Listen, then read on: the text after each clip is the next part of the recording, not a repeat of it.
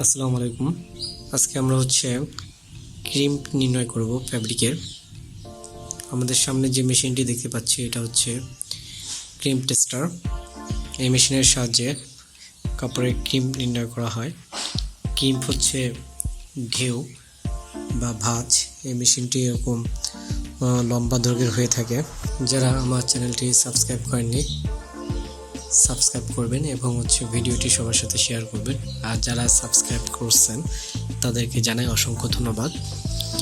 এখন এই মেশিনের আমরা বিভিন্ন যন্ত্রাংশের সাথে আগে পরিচিত হয়ে নিব।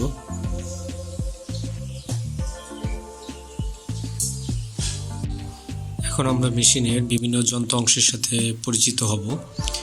এখানে আমরা যে স্কেলটা দেখতে পাচ্ছি এটা হচ্ছে টেনশন স্কেল, আর এটা হচ্ছে ডেড ওয়েট।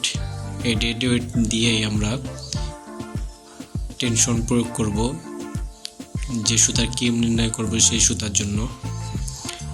এখানে আমরা একটা খাস কাটা অংশ দেখতে পাচ্ছি টেনশনে।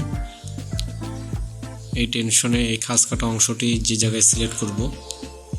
আর এটা হচ্ছে টেনশন হোল্ডার। এই টেনশন হোল্ডারের সাথে টেনশনটি লাগানো আছে।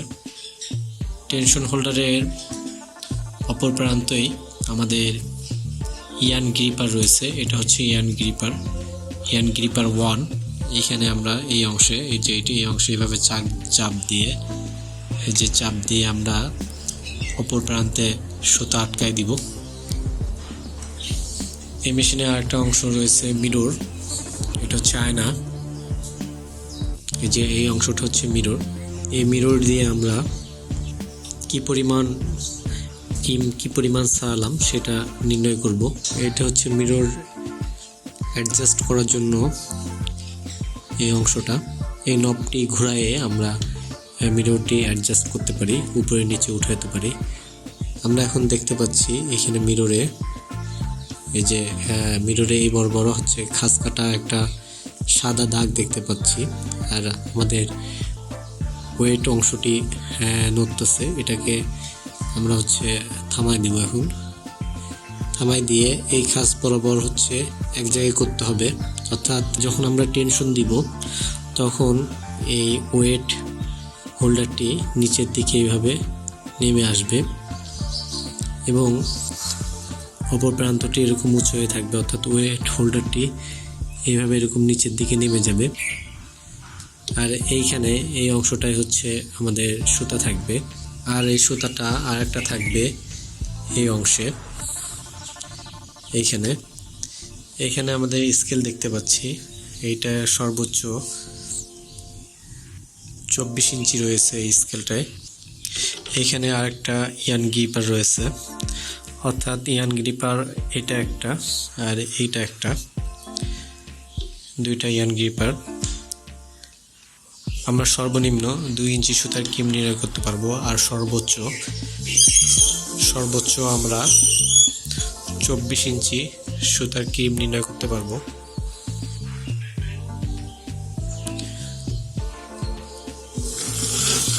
তো এটা আমরা ক্রিম্পটা কিভাবে নির্ণয় করতে হবে সেটা এখন দেখব। তো আমরা যন্ত্র অংশগুলোর সাথে পরিচিত হলাম। এটা হচ্ছে ক্রিম্প স্কেল।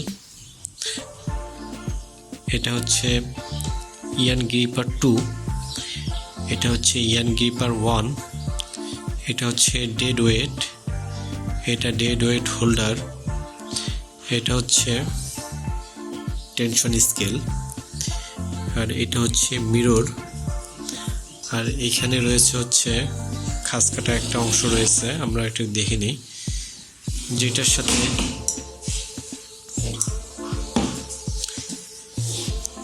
সাথে এই ওয়েট হোল্ডারটা অ্যাডজাস্ট হতে হবে। অর্থাৎ এই বরাবর যখন আসবে এরকম সমান হয়ে যাবে এই দুইটা খাস কাটা অংশের সাথে, তখন আমরা ধরে নিব সুতা থেকে সম্পূর্ণ ক্রিম্প দূর হয়ে গেছে। আর এইখানে আরেকটা যন্ত্র রয়েছে। এইটা আমরা যে টেবিলে এই মেশিনটি রাখবো সেই টেবিলের যদি পৃষ্ঠটি সমান না হয় সেক্ষেত্রে এই স্ক্রুটি ঘোরায়ে আমরা উঁচু নিচু করে অ্যাডজাস্ট করে নিতে পারবো। এই স্ক্রুটির নাম হচ্ছে লেভেলিং স্ক্রু। এই যে আমরা এটা যত ঘোরাবো তত এই অংশটা উঁচা হবে, অর্থাৎ আমার মেশিনটি যদি উঁচা নিচা জায়গায় অবস্থান করে সেক্ষেত্রে এই স্ক্রুটি ঘুরায় আমরা আমাদের মেশিনটি লেবেল করে নিব। নাহলে ওই যে খাস কাটা অংশটি আমরা দেখলাম একটু আগে, সেখানে আমাদের ইফেক্ট পড়বে, অর্থাৎ এই জায়গাটায় যেহেতু আমাদের এখানে যে খাস কাটা রয়েছে সেই খাস কাটা বরাবর আমাদের এই ওয়েট হোল্ডারটির এই মাথার এই অংশ সমান হয়ে গেলেই আমরা ধরে নেব ক্রিম্প সুতার থেকে দূর হয়ে গেছে।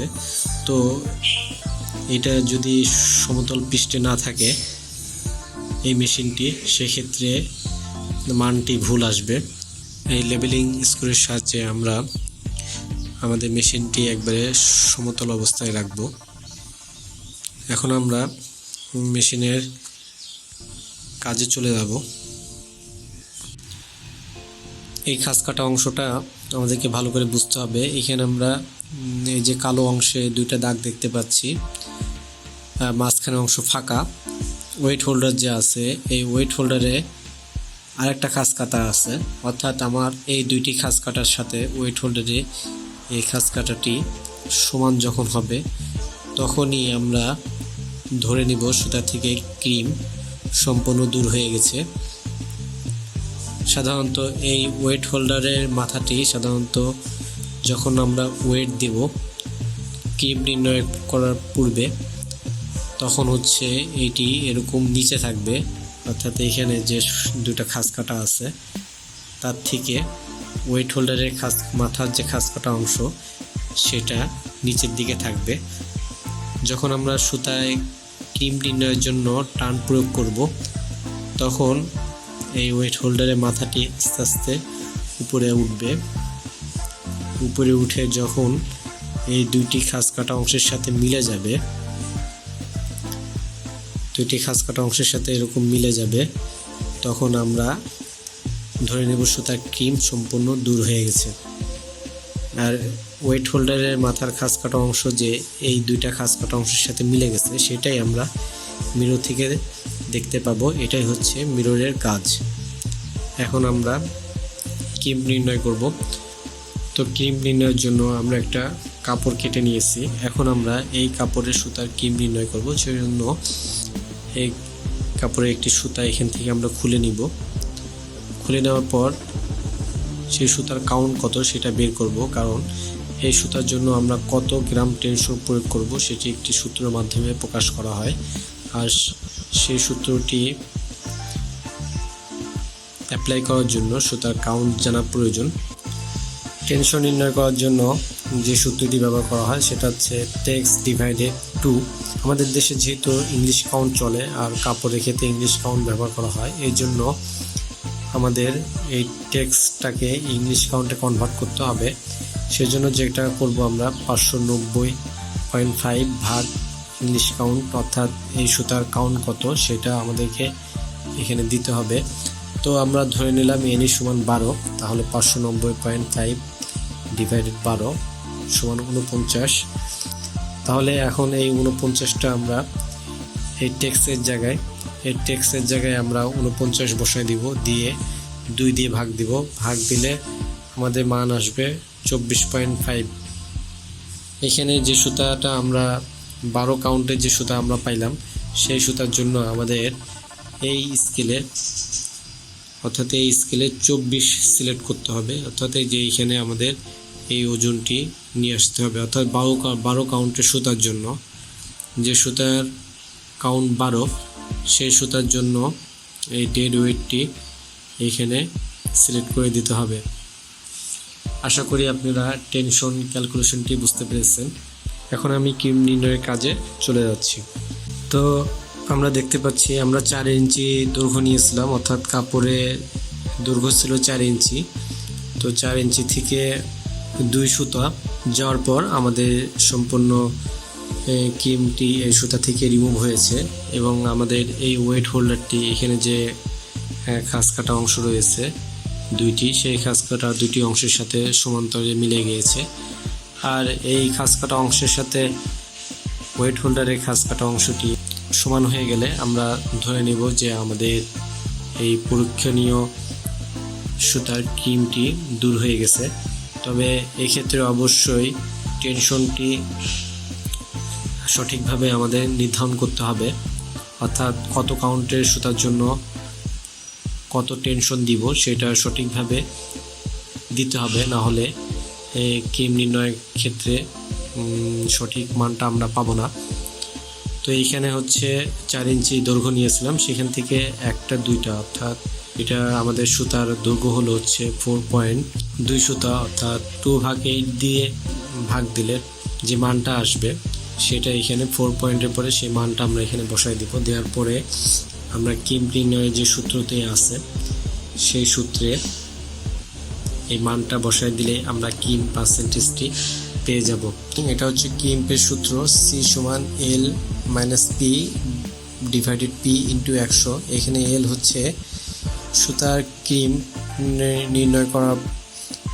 নির্ণয় করার পরে যে দৈর্ঘ্যটি সেটা হচ্ছে L, আর P হচ্ছে ক্রিম নির্ণয়ের পূর্বে সুতার দৈর্ঘ্য, পিও হচ্ছে এর নিচে ডিভাইডেড, পিও হচ্ছে ক্রিম নির্ণয়ের পূর্বে সুতার দৈর্ঘ্য × 100।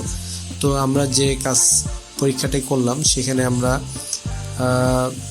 অর্থাৎ 2 সুতা ক্রিম পেয়েছিলাম, যেটা মান হচ্ছে 0.25। তো আমরা এখন মানটা বসাই দিলাম, অর্থাৎ ক্রিম নির্ণয়ের পরে দৈর্ঘ্য 4.25 সুতার দৈর্ঘ্য এটা, আর এটা হচ্ছে ক্রিম নির্ণয়ের পূর্বে সুতার দৈর্ঘ্য। তো এটা ক্যালকুলেশন করলে আমাদের যে মানটা বের হবে সেটাই হচ্ছে এই সুতার ক্রিম পার্সেন্টেজ। আশা করি আপনারা বুঝতে পেরেছেন কিভাবে ক্রিম নির্ণয় করা হয় ক্রিম টেস্টারের সাহায্যে।